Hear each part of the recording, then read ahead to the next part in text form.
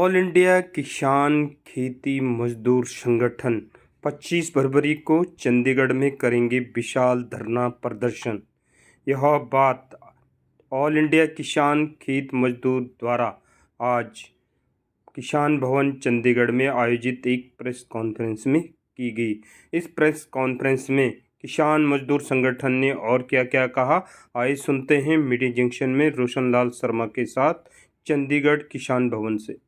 किसान खेत मजदूर संगठन 25 फरवरी को चंडीगढ़ में विशाल धरना प्रदर्शन कर रहा है। पंचकुला के धरना स्थल पर हरियाणा के किसान और खेत मजदूर इकट्ठा होंगे और हरियाणा विधानसभा की ओर कूच करेंगे।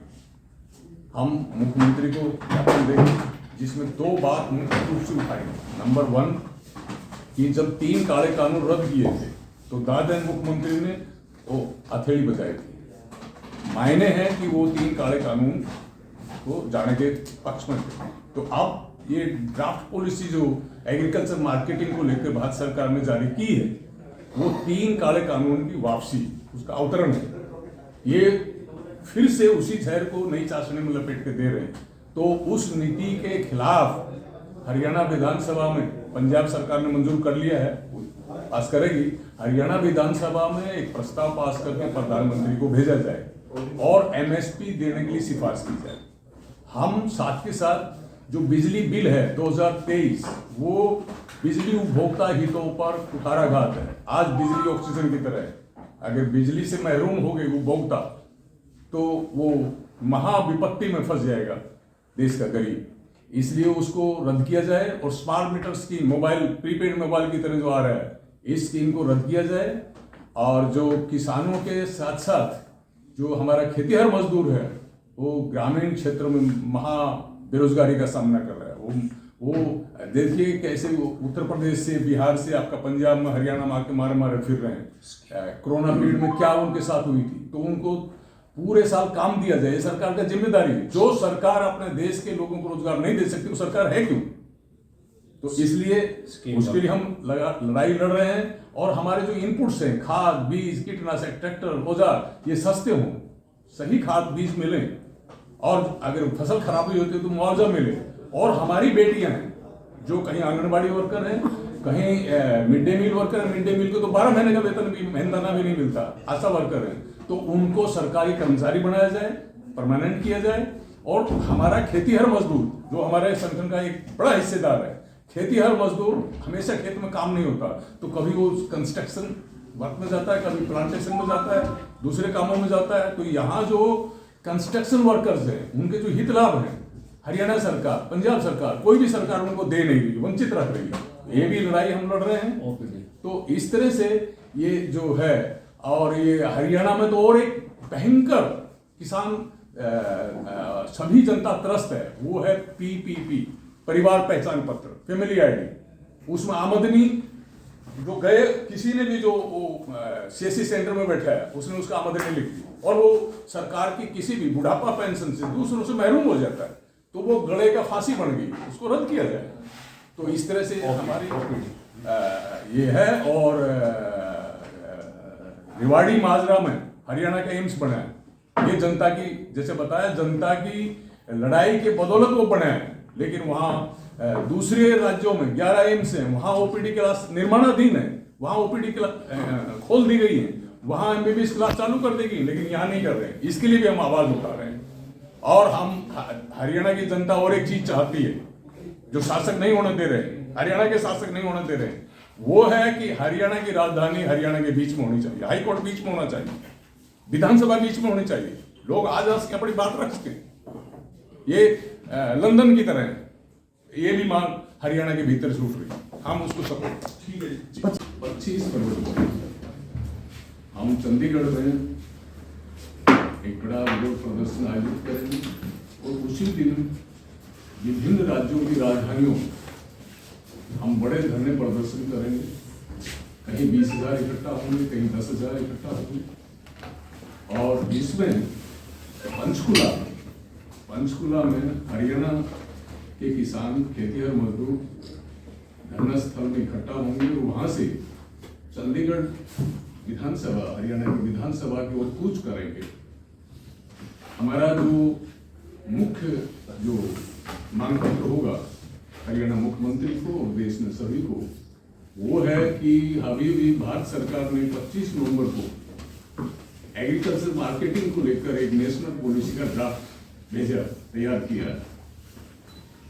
उसको हम मांग कर रहे हैं उसको तत्काल प्रभाव से रद्द किया जाए और हमारा जो न्यूनतम समर्थन मूल्य है सभी फसलों का, वो किसानों की लागत से 1.5 गुना, जो स्वामीनाथन किसान आयोग ने CO2 + 50%, उस दर पर सरकारी खरीद का गारंटी कानून बनाया जाए, ये हमारी मांग है। और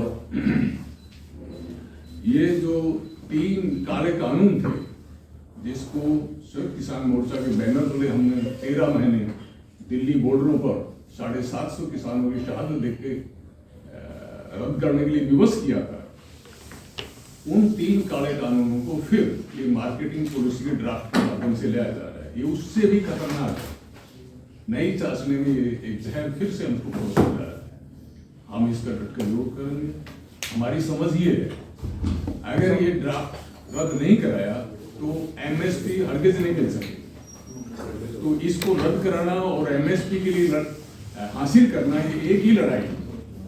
तो इस तरह से इस ड्राफ्ट पॉलिसी में क्या है, इसका जो मूल पर्पज है, मूल उद्देश्य है, वो ये है कि देश में जो बड़े पूंजीपति व्यापारी घराने और जो एक्सपोर्टर्स है, जो फसलों का एक्सपोर्ट करते हैं, और जो खाद्य प्रसंस्करण जो फूड प्रोसेसिंग इंडस्ट्रीज हैं, उनके मालिकों को टोटल उपज की मार्केट उनके हवाले करना। नतीजा क्या होगा?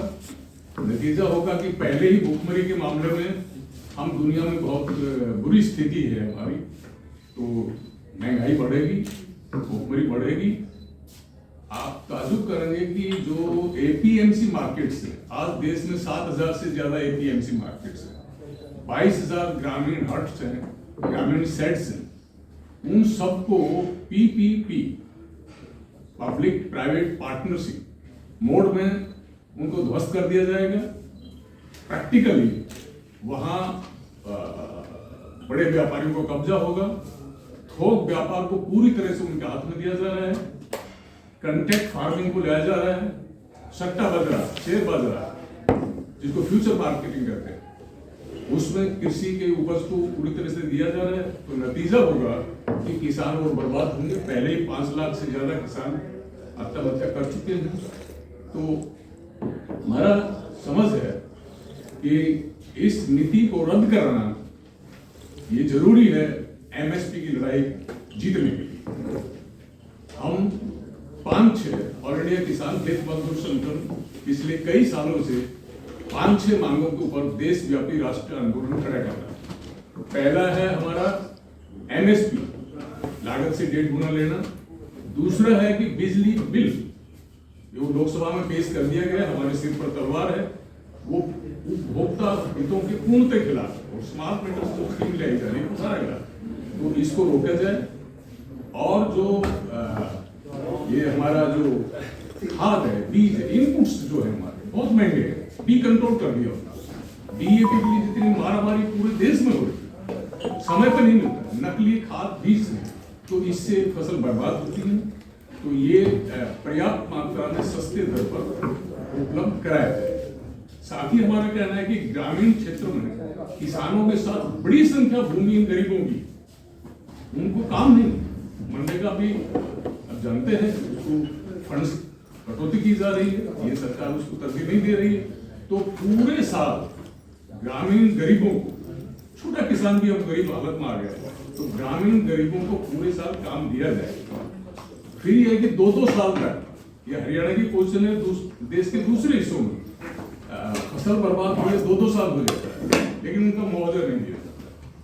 जो प्रधानमंत्री फसल बीमा योजना है, आप आश्चर्य की बात है कि उसकी जो किस्त हम देते हैं उसका 97% वो कंपनियां हड़प कर जाती हैं, और जो भुगतान कर है जो हम अप्लाई करते हैं सिर्फ 6.7% को भुगतान होता है। हमारे एप्लीकेशन को थोक में रिजेक्ट कर दिया जाता है। तो ये स्कीम जो है ये पूरी तरह से प्राइवेट कंपनियों के हितों को इसमें साधा गया है।